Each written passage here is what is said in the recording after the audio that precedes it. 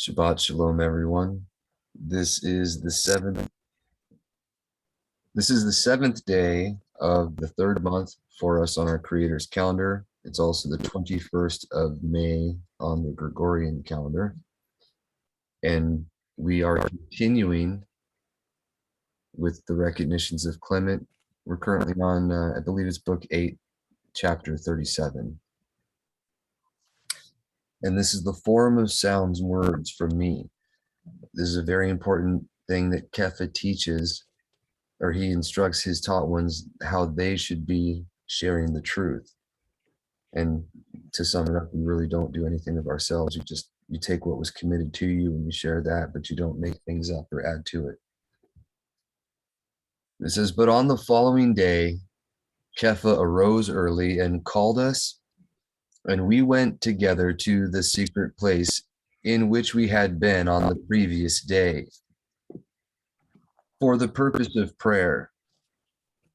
And when, after prayer,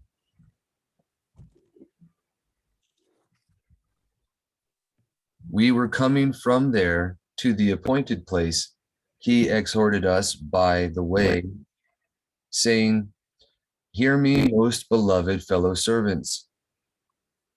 It is good that every one of you,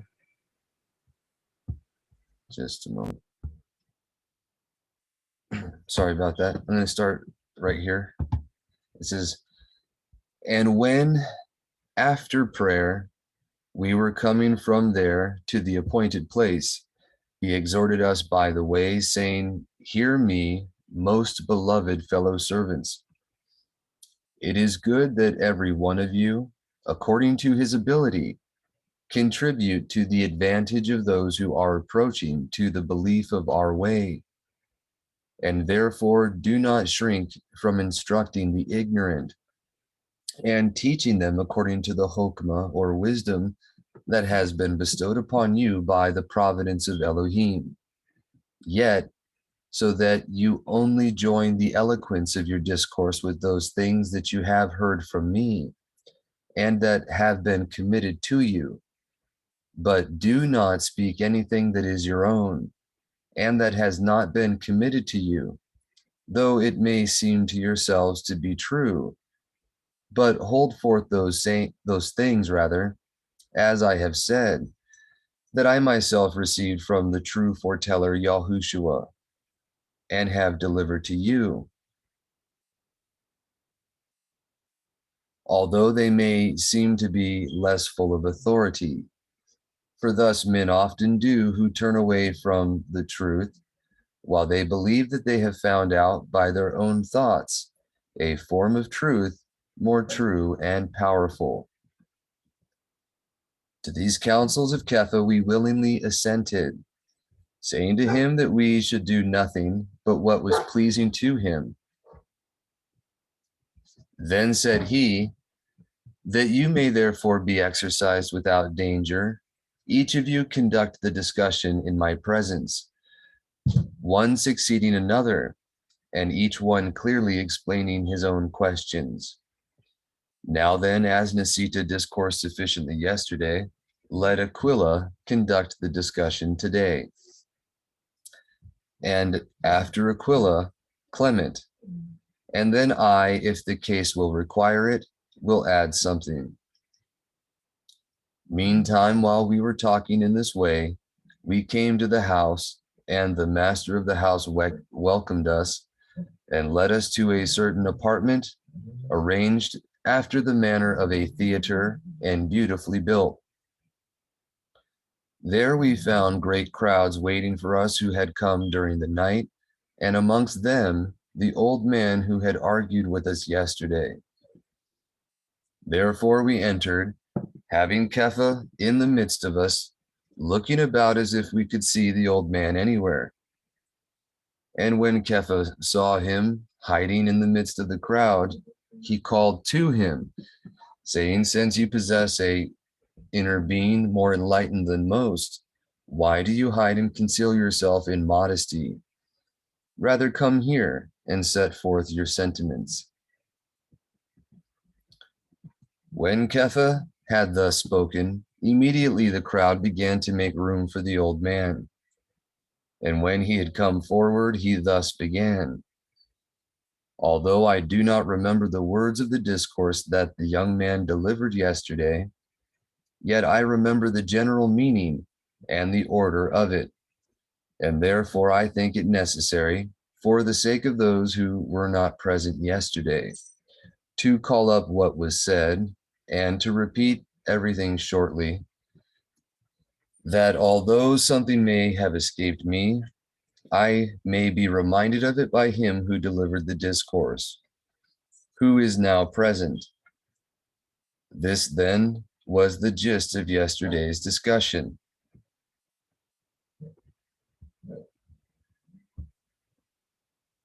That all things that we see, inasmuch as they consist in a certain portion and art and form and species, must be believed to have been made by an intelligent power.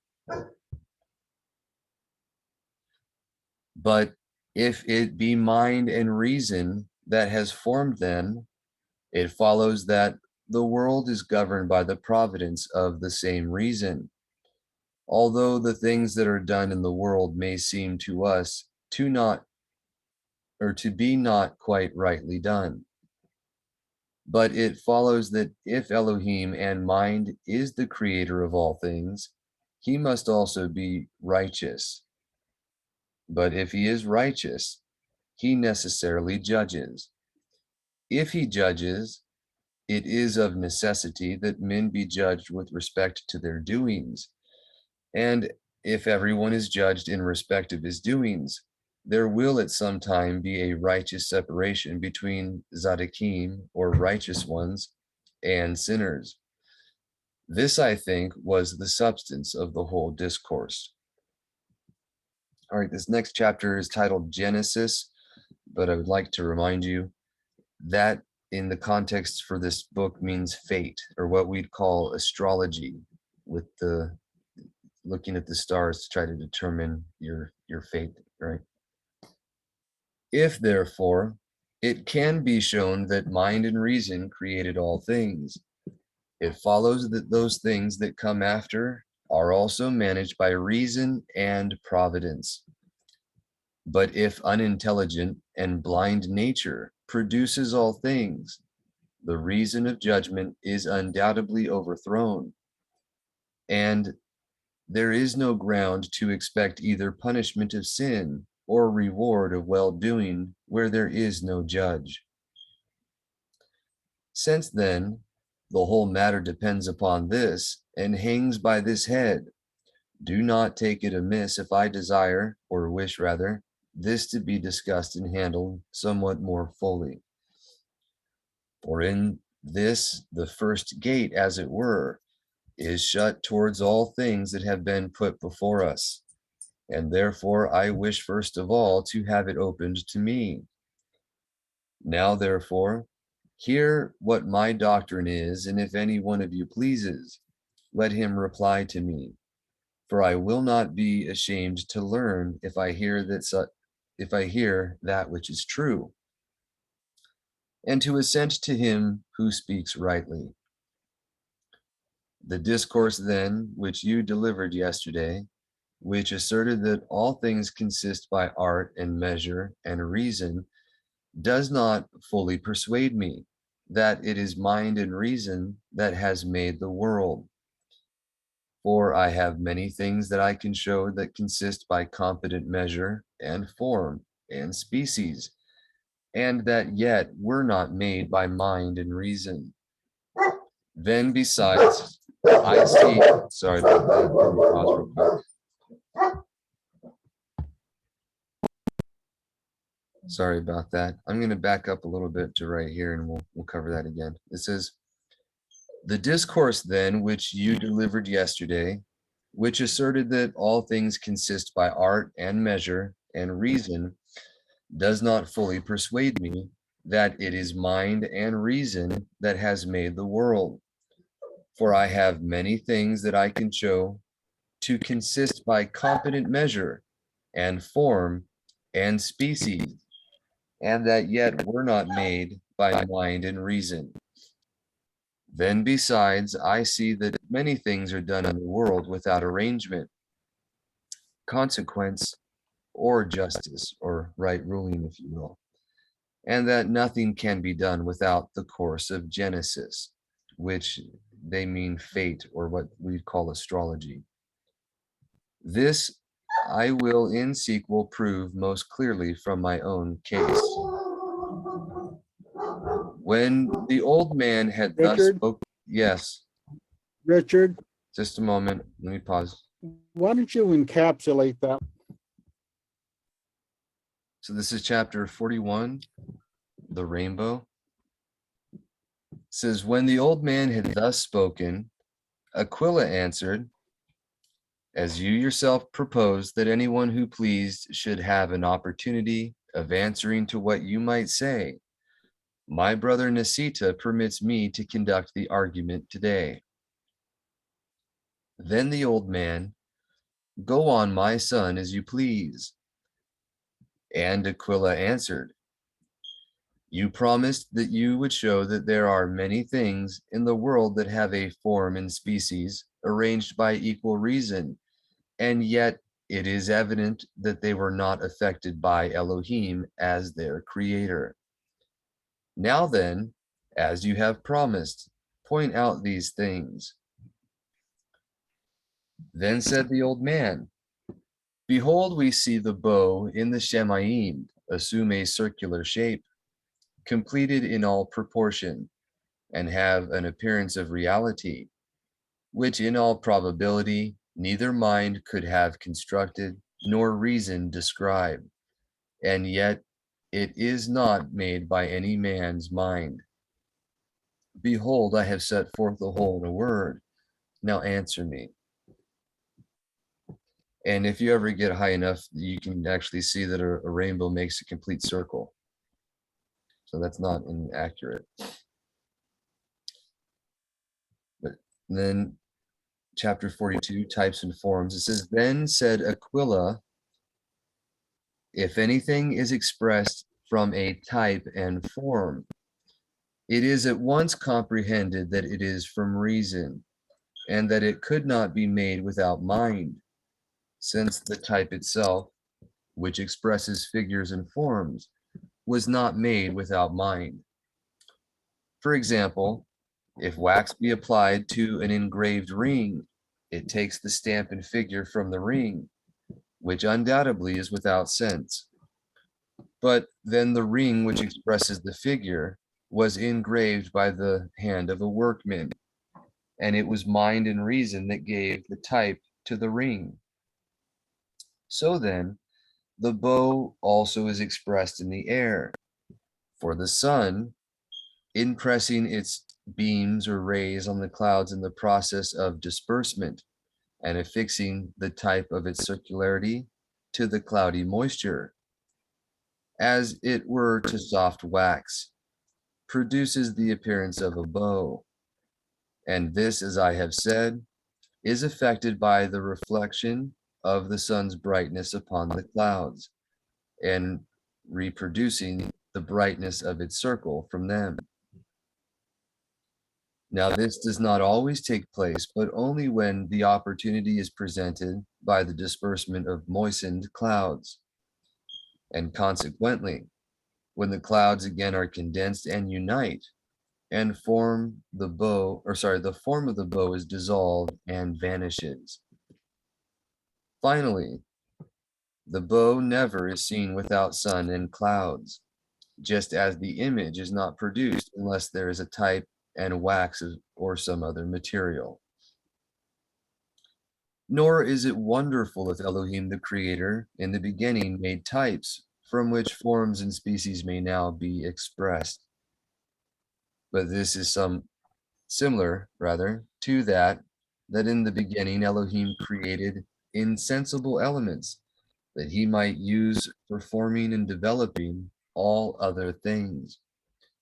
But even those who form statues first make a mold of clay or wax, and from it the figure of the statue is produced. Now, just to be clear, the four elements like earth, fire, wind, water, right? Earth, fire, ruach, water, if you will. These were established before he made any physical creatures and before he made man. So it wasn't that he had to come up with these elements and then have this power in a repository somewhere to utilize, but he created the Shamayim and the earth, the waters. And then he drained them, had the plant life produced everything that was meet for living, and then life was created. And last man, as the pinnacle of creation, to which all things would be under his dominion. But to continue here, it says, and then afterwards a shadow is also produced from the statue, which shadow always bears the form and likeness of the statue. What will we say then? That the insensible statue forms a shadow finished with as diligent care as the statue itself? Or will the finishing of the shadow be unhesitatingly ascribed to him who has also fashioned the statue? We're not getting all of it. You mean it's cutting out? Yeah. All right. Yep. Well, it says things apparently useless and vile made by Elohim. And this is one of the catches that he's having, right? Not only things that he doesn't comprehend like a rainbow, but what he calls vile creatures that were made by Elohim kind of throw him off. And it wasn't just him. This is a thing that was a prevalent belief in antiquity, as you'll see in just a moment. It says, if then it seems to you that this is so, and what has been said on this subject is enough, let us come to inquire into other matters. Or if you think that something is still wanting, let us go over it again. And the old man said, I desire you would go over this again, since there are many other things that I see to be made in like manner. For both the fruit of trees are produced in like manner, beautifully formed and wonderfully rounded, and the appearance of the leaves is formed with immense favor or gracefulness, and the green membrane is woven with exquisite art. Then, moreover, will we say that fleas, mice, lizards, and such like were made by Elohim? Hence, from these vile objects, a conjecture is derived concerning the superior, that they are by no means formed by the art of mind. You infer well, said Aquila, concerning the texture of leaves and concerning small animals, that from these belief is withdrawn from the superior creatures. But these things should not deceive you and cause you to think that Elohim, working as it were only with two hands, could not complete all things that are made. But remember how my brother Nisita answered you yesterday, how he truly disclosed the mystery before the time, as a son speaking with his father, and explained why and how these things are made that seem to be useless. And this is another excellent section right here. It says, then the old man, I should like to hear from you why those useless things are made by the will of that supreme mind. If, said he, it is totally obvious to you that there is in them the work of mind and reason. And then you will not hesitate to say also why the earth or why they were made, and to declare that they had been rightly made. To this the old man added, I am not able, my son, to say that those things that seem formed by art are made by mind, by reason of the other things that we see to be done unrightly and disorderly in the world. If, says Aquila, those things that are done disorderly do not allow you to say that they are done by Yahuwah's providence, why don't those things that are done orderly compel you to say that they were done by Yahuwah? and that irrational nature cannot produce a rational work. For it is certain, nor do we at all deny, that the world, or that in this world, some things are done orderly and some disorderly. Should we believe, therefore, that those things that are done rationally are done by providence, but those that are done irrationally and inordinately, they seem to befall naturally, are accidents? Yet I wonder that men do not perceive that where there is sense that things may be done in both an orderly and disorderly fashion, but where there is no sense, neither the one nor the other can be done. For reason makes order, and the course of order necessarily produces something out of order. If anything contrary is allowed to disturb order, then the old man, I wish you would show me how this very thing is done. And here's a wonderful confirmation to the calendar in the Dead Sea Scrolls as well, and the book of Yobelim and Hanok and the like. This is the motion of the sun and moon. Aquila says, I will do so without delay. Two visible signs are shown in Shamayim, one of the sun, the other of the moon. And these are followed by 5 other stars, each describing its own separate orbit. Now, this one mentions 5. I can't honestly tell you if that was accurate from what he was mentioning at the time, but it could be, and that could be what he knew, because if you're familiar, the 7 what they call planets, which is wandering stars, they're the ones that don't stay in a fixed orbit compared to the rest of the stars that are called fixed stars. Only 5 are visible. 2 of them you can't see with the naked eye, but you can see when you use a telescope or a camera that you can zoom in on. But the point, it's like a type and picture, where the sun is like our Mashiach, the light of the world. The moon is the Malkuth Shamayim that was being set up.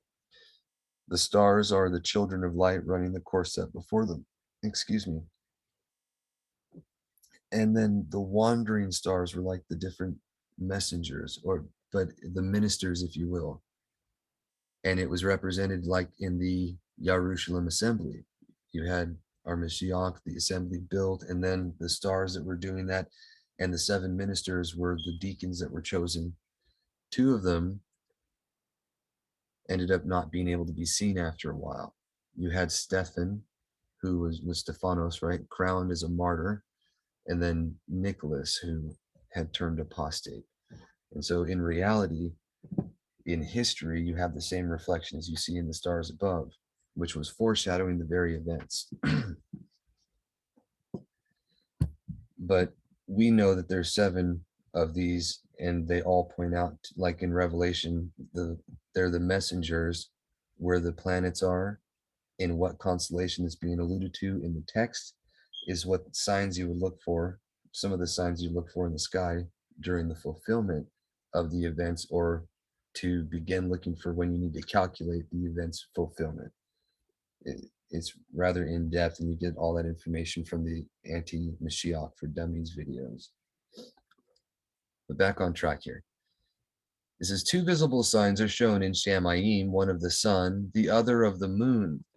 And these are followed by 5 other stars, each describing its own You're separate. breaking all up again. All right, thank you.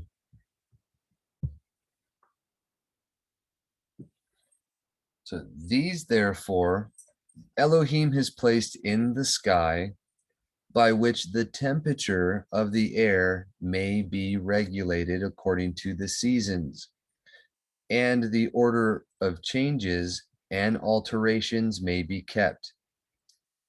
Now, I just want to be very clear here.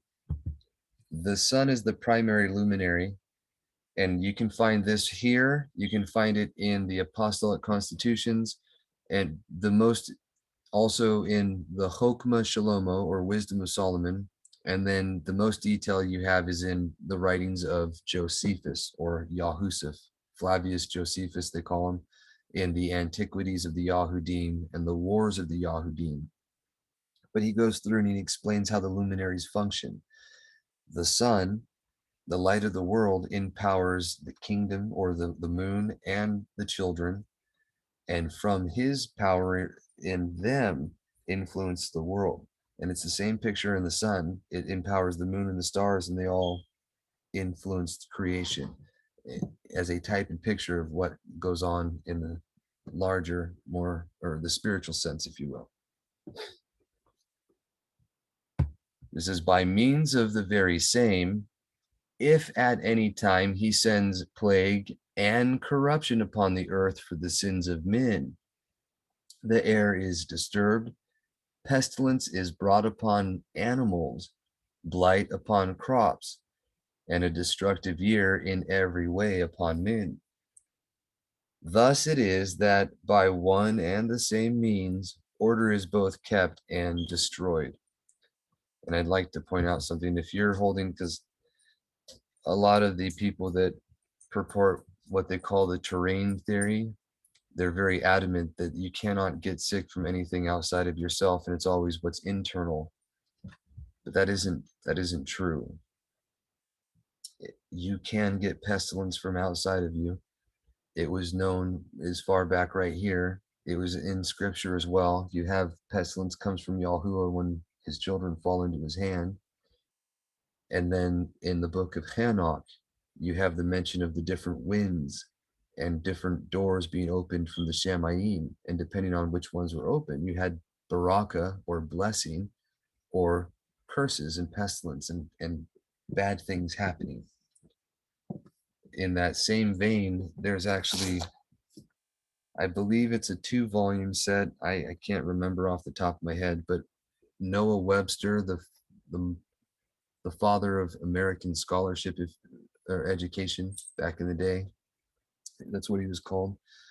He wrote a couple books also on medicine, on the medical field in the 1800s.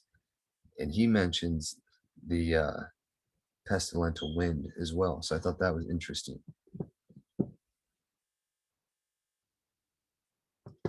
But that's where they get it from in scripture. All right, so to continue, it says, for it is clear even to the unbelieving and unskillful that the course of the sun, which is useful and necessary to the world, and which is assigned by providence, is always kept orderly.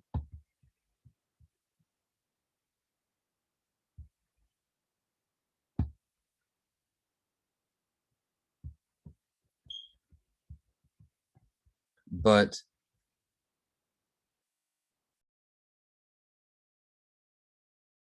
sorry about that. Let me reshare the screen.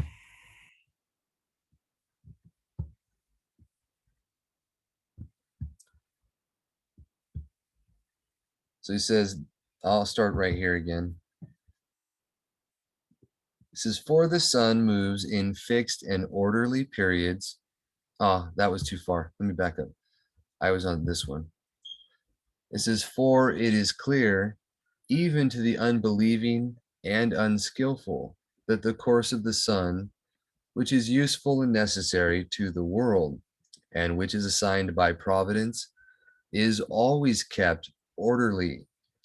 But the courses of the moon, in comparison of the course of the sun, seems to the unskillful to be inordinate and unsettled in her waxings and wanings. For the sun moves in fixed and orderly periods, for from him are hours, 12 hours in the day. From him the day when he rises or comes. From him also the night when he sets or goes. From him months and years are reckoned. From him the variations of seasons are produced. While rising to the higher regions, the summer's, or he kindles the summer's heat. Again sinking, he produces the temper of autumn, and when he returns to his lowest circle, he bequeaths to us the rigor of winter's cold from the icy binding of Shamayim. And just to recap there, that won't make much sense unless you have a proper comprehension of the creation. But we have a plane that we live on that's enclosed with the firmament, and the sun circles overhead. Inside of that, as it goes north during spring towards summer, it goes higher in the sky, so that it's still perceived further south. And then as it goes south during fall and towards winter, it goes lower in the sky. That's why we perceive. Coming in strange again. Oh, sorry. Can't hear you. Can you hear me now? Yes. All right. So when the sun's going towards the north, it goes higher in elevation, and as it goes towards the south, it goes lower in elevation, is what he's showing right there. And then when you think north, you think center of a circle. When you think south, you think the edge of the circle, and then you'll have it pretty square, or you'll have it right on rather. But right here, it says chapter 46, sun and moon both minister good and evil. Yet we will discourse at greater length on these subjects at another time. Now, meantime, don't we see that though he is that good servant for regulating the changes of seasons, yet when chastisement is inflicted upon men according to the will of Elohim, he glows more fiercely and burns up the world with more vehement fires. In like manner, also the courses of the moon, and the changing that seems to be unskillful to the disorderly, is adapted to the growth of crops and cattle and all living creatures. For by her waxings and wanings, and by a certain wonderful contrivance of providence, everything that is born is nourished and grows. I'm not sure how familiar all of you are with planting, or anyone else in general, but you should take the time to look this up. In any farmer's almanac, they'll have the information, or they should. But when you're planting each crop season, they have different crops for different reasons, like the root ones you grow during the moon from crescent to full, and other ones that go from full to crescent. And you want to plant them at the right time with the lunar cycle to have the best growth or nourishment for your crops. Literally true, but it's all teaching us everything in reality is a type and picture to teach man knowledge if we just pay attention to what he said about what these things represent. So it's very beneficial to think about that. This is, we could speak about that more at length and unfold the matter in detail, but that seems to be enough to answer the question as proposed. So by the very same appliances by which they are produced, all things are nourished and increased. On the other hand, when from any righteous cause, the regulation of the appointed order is changed, corruption and distemper arise, so that chastisement may come upon men by the will of Elohim, as we have said above. But maybe you will say, what of the fact that in that common chastisement, like things befall the good and the evil? It is true, and we confess it, but the chastisement of the righteous turns to their advantage, that being afflicted in the present life, they may become more purified to the future, in which perpetual Shabbat is prepared for them. And that at the same time, even the evil may somewhat profit from their chastisement by turning to righteousness, or else that the righteous sentence of the future,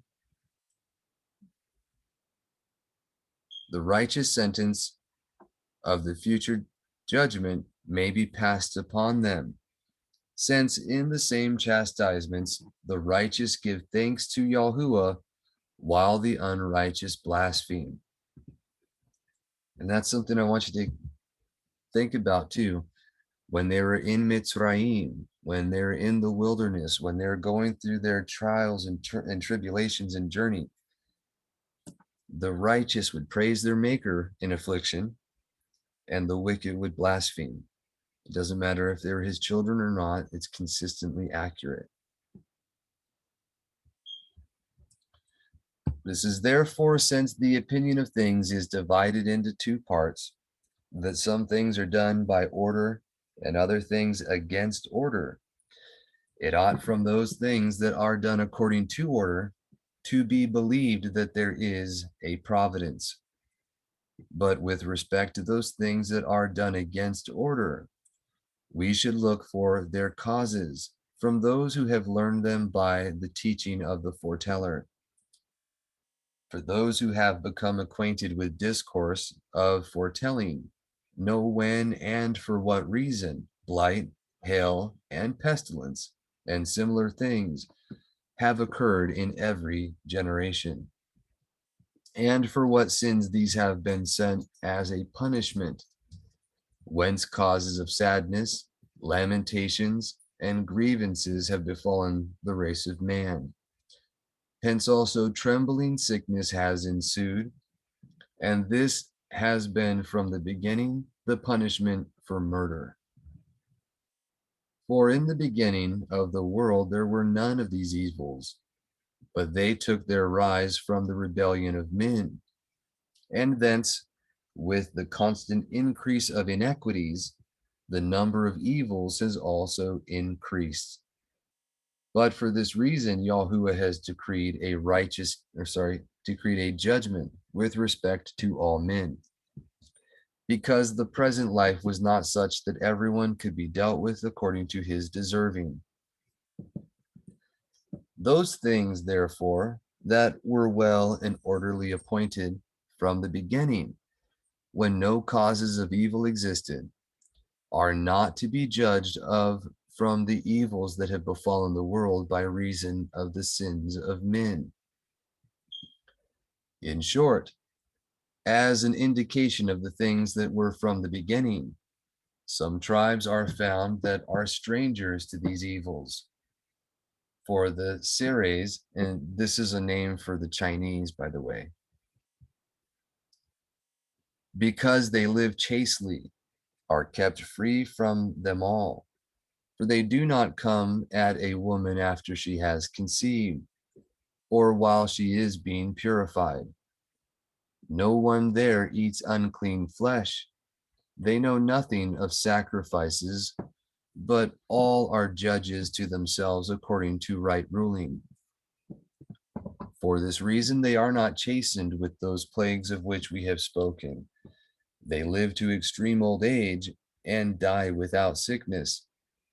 But we, miserable as we are, dwelling as it were with deadly serpents, I mean with immoral men, necessarily suffer with them the plagues of afflictions in this world. But we cherish hope or expectation from the comfort of good things to come.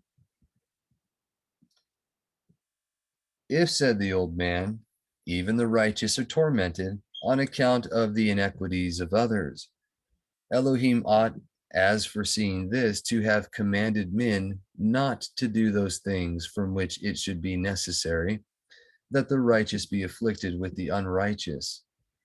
Or if they did them, he ought to have applied some correction or purification to the world. Elohim, said Aquila, did so command, and gave precepts by the foretellers how men ought to live. But even these precepts they despised.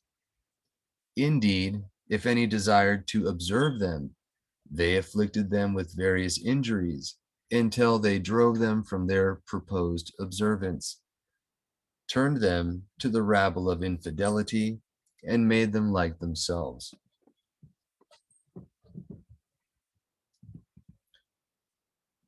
Chapter 50, the Flood.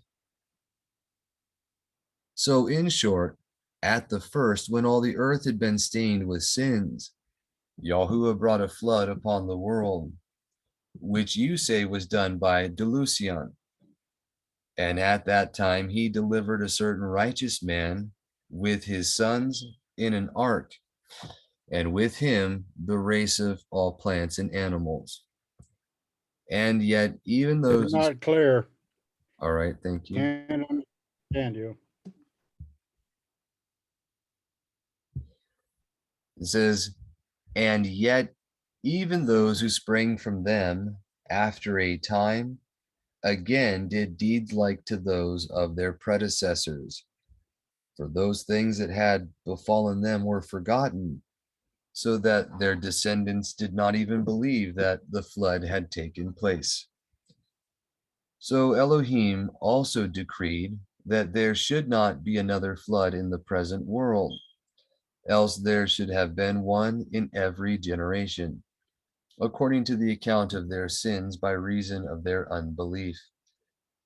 But he rather granted that a certain messenger who delight, or but he rather granted that certain messengers who delight in evil should bear sway over the several tribes. And to them was given power over individual men, yet only on this condition: if anyone first had made himself subject to them by sinning, until he should come who delights in good, and by him the number of the righteous should be completed, and by the increase of the number of obedient men all over the world, disobedience should be in some measure repressed, and it should be known to all that is good is done by Yahuwah. I don't know if you can get the significance of that, but before Yahushua Mashiach came, all the tribes were broken up, 70 nations, 70 families of the world, if you will. And it mentions, I believe it's Deuteronomy, that they were broken up according to the son, or according to the children of Elohim. And that's expounded earlier in the Recognitions, if you remember, as the messengers that were given authority over the different peoples.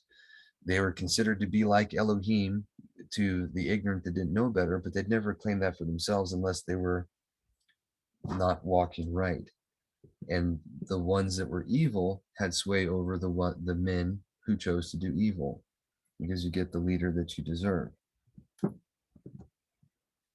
I'm willing that's starting to make sense to everybody now. But if you recall, when you become in his kingdom, you're under the leadership of the chief messenger, just like he's put all things under our Mashiach, who's running it. Then our Mashiach put all his things under his chief messenger, which is the Mikael. And that's also expounded on in, you can find a little bit of it alluded to in Daniel. And then you find the most clear exposition on that in what's called the Shepherd of Hermas. The righteous, perfect remnant that is walking right with their maker, Mikael is head over. The chief, and those that are wayward or the lost sheep get put under the special care of our Mashiach himself, or what the Shepherd of Hermas calls the messenger of repentance. All right, but here we go. It says evils brought in by sin. But by the freedom of the will, every man, while he is unbelieving in regard to the things to come, runs into evils by doing evil deeds. And these are the things in the world that seem to be done contrary to order, which owe their existence to man's rebellion against Torah. Therefore, the purpose of Yahuwah is for man to worship him, which he granted to men in the beginning. They were walking in the good way of life in order to enjoy incorruptible good things. But when they sinned, they gave birth to evil by sin. And to every good thing, evil is joined by a certain covenant of alliance on the part of sin, since indeed the earth has been polluted with man's blood, and altars have been lighted to demons, and they have polluted the very air by the filthy smoke of sacrifices. And so at length the elements being first corrupted,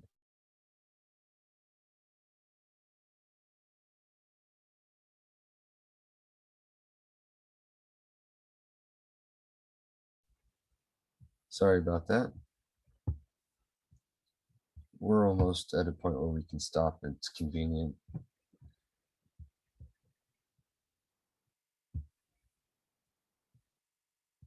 It seems to be still recording too, so I'll go ahead and continue. Sorry about that.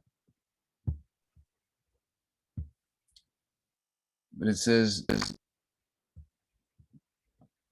I couldn't hear you if you were saying something. You want to try again? All right, here we go. One more time. It says, evils brought in by sin. Yet by the freedom of the will, every man, while he is unbelieving in regard to things to come, runs into evils by doing evil deeds. And these are the things in the world that seem to be done contrary to order, which owe their existence to man's rebellion against Torah. Therefore, the purpose of Yahuwah is for man to worship him, which he granted to men in the beginning. They were walking in the Tob way of life in order to enjoy incorruptible good things. But when they sinned, they gave birth to evil by sin. And to every Tob thing, evil is joined by a certain covenant of alliance on the part of sin, since indeed the earth has been polluted with man's blood, and altars have been lighted to demons, and they have polluted the very air by the filthy smoke of sacrifices.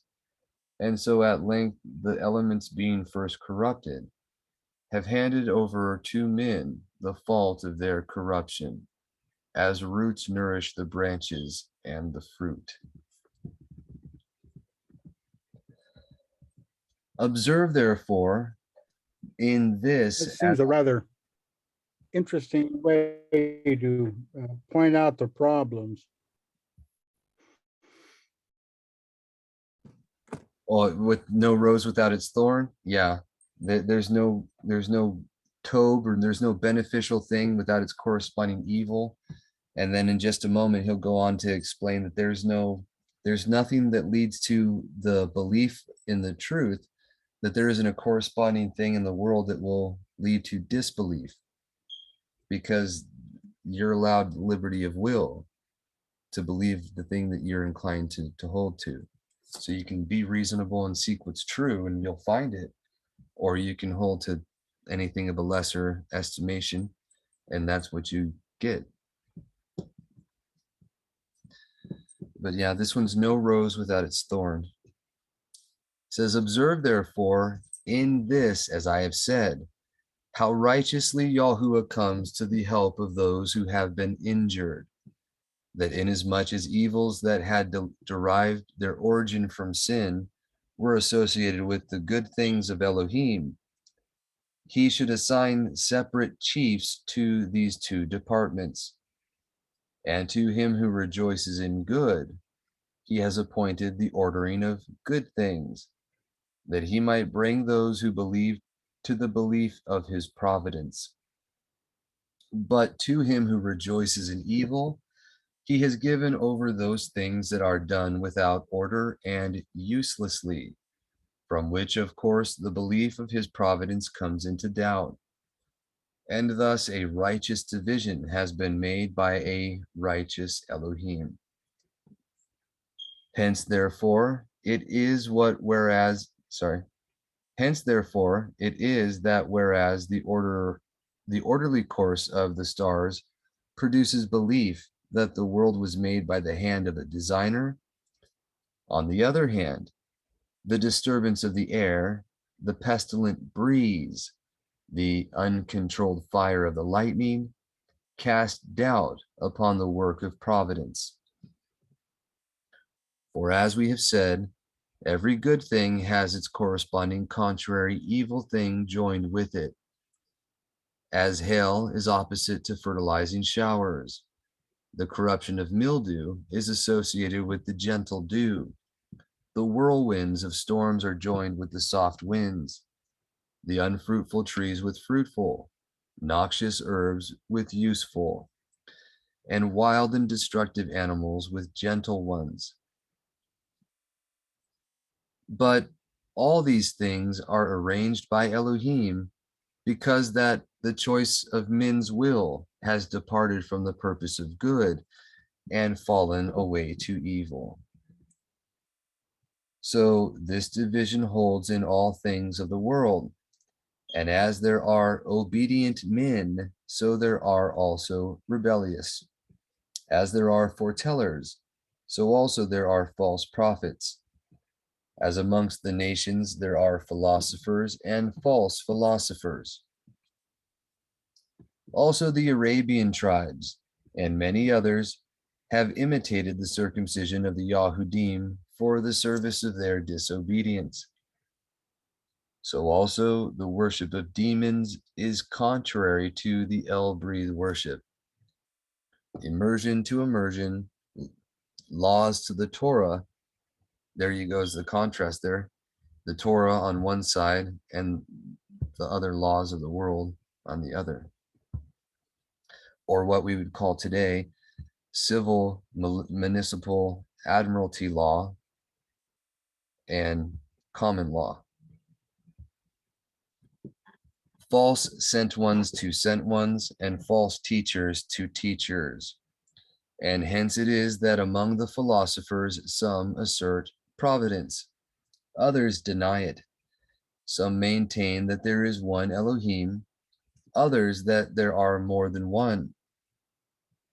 In short, the matter has come to this, that whereas demons are expelled by the word of Elohim, by which it is declared that there is a providence, the magical art for the confirmation of infidelity has found out ways of imitating this by contraries.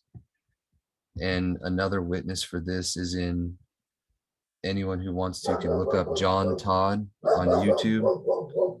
He was a gentleman that was alive in the 1970s. He came out of witchcraft, and he goes into detail about how the exorcism spell for witchcraft and Catholicism's exorcism performances they're almost identical, with about 6 words different. He says, thus has been discovered the method of counteracting the poison of serpents by incantations, and the effecting of cures contrary to the word and power of Elohim.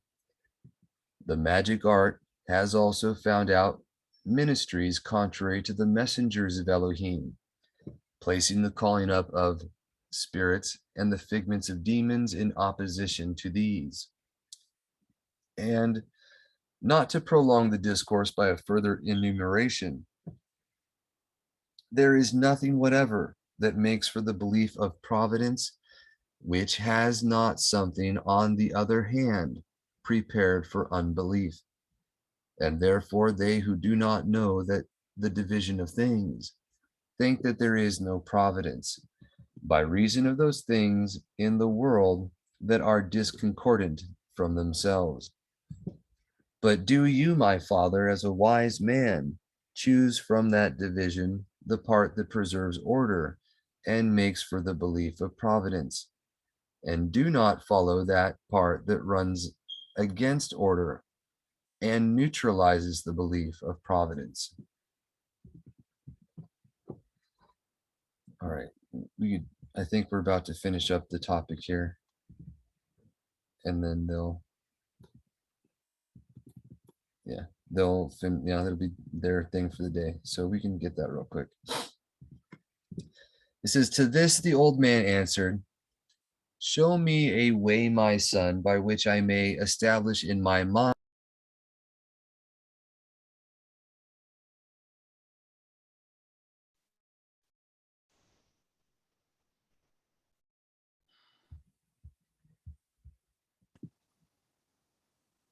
All right, everyone. So technical difficulties and time constraints and everything, we're going to go ahead and call it a day here, and we will pick up next Shabbat with the continuation of the discussion between the father, which they don't know yet, but the father of Asita, Aquila, and Clement, and the children there. So thank you all for your time and attention. You have a wonderful Shabbat. We'll see you next time.